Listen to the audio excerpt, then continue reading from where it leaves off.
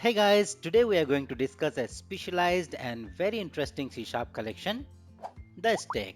Now, since stack is a special type of collection, there are special scenarios when we should use it. By end of this video, you will learn interesting scenarios where you can use stacks. But before that, consider subscribing the channel for all the future videos on C Sharp and other technologies. So, with this, let's get started.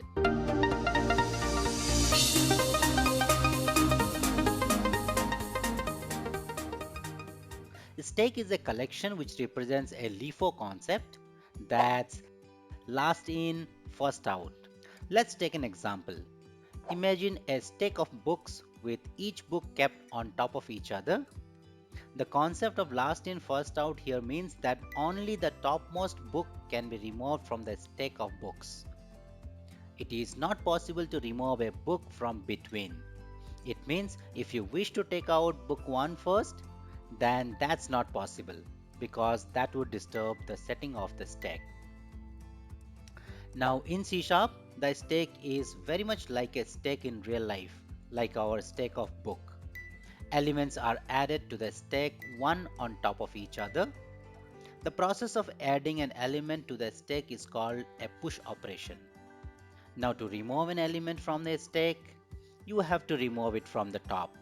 It means the last in element will be popped out first. Remember, that's last in, first out. In case of real book of stack, you can even take out a book from middle somewhere, right? But in case of C sharp stack, it has been forced to remove elements from the top. Now this popping out operation is known as pop. So let's see how to create a stack. For that, you just need to new up the stack constructor. Give the type of data that you want to store in the stack. That's it. So you are ready to add data to this empty stack. Now to add data to the stack, we have a method push. Let me push couple of items. And whenever we want to retrieve the last added item, we called a method pop. So we are basically popping out top element from the stack. And note that the pop method removes the element from the stack.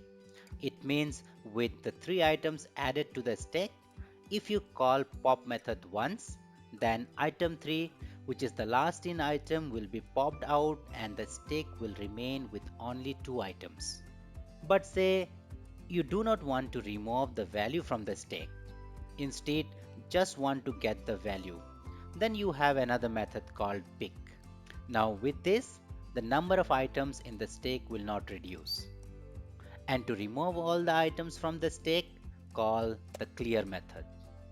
Let me quickly debug it and show you. So the stack is instantiated, adding items to the stack. So we have 3 items pushed to the stack. We popped an item here. So our stack contains 2 items now. Now let's see what does pick does. So we have the next item here, but see, the stack still contains 2 items. So unlike pop, it did not remove the item from the stack. And with clear, our stack becomes empty. There are a lot of situations in software development where stack is very useful. One of the well-known use cases is undo redo scenario. We will see how our stack immensely helps in achieving this requirement in just a bit. Similar kind of implementation you can see in your favorite browsers. Go back and go forward button to see the browser history. Like this, we can have many use cases where stack fits appropriately. Now let me quickly demonstrate undo redo functionality in a simple console application. We will create a menu driven program where user will add items to the shopping cart, and if they wish, they should be able to undo redo items from the shopping cart as well. So let's start. Let me create a class called shopping cart. Let me create 2 stacks. Stack string cart. This stack will store the items that user selects. Another stack called redo. So the moment user does undo, We will store the items in this redo stack so that later we can redo our action. Let me create a method to push an item to our cart.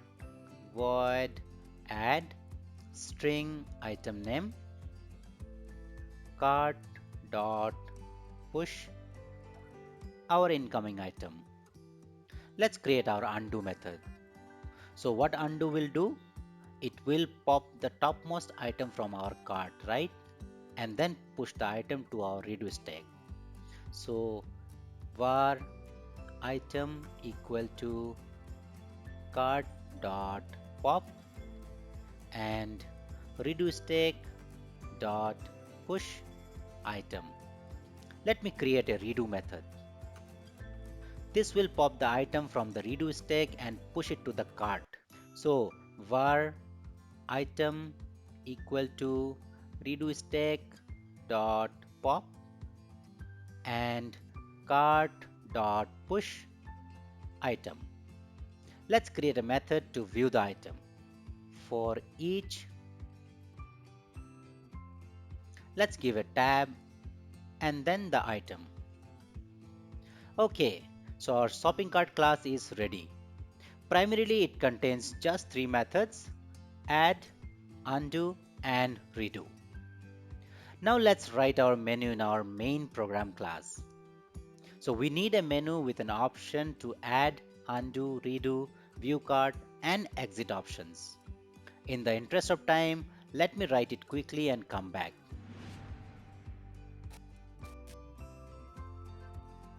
Okay, so our menu is ready. Let me quickly walk you through the code.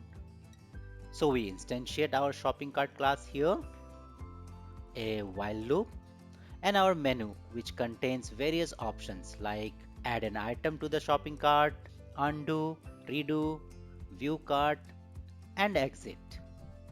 Then we take items from the user and keep adding it and show the items here. This is a private method which just calls our view cart method which is in shopping cart class to display the items. Option 2 is undo where we just call our undo method in shopping cart class and show the items. Similarly, option 3 calls the redo method and option 4 just shows the items in the cart. That's it.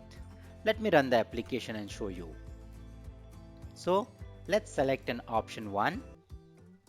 Let's enter an item, say toy car. Let me add couple more. Book, pen. Let's go back to menu.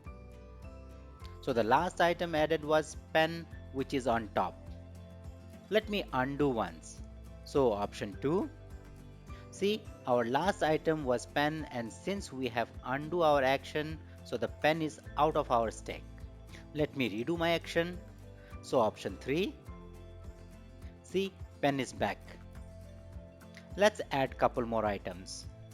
Table, chair. Let me do undo thrice.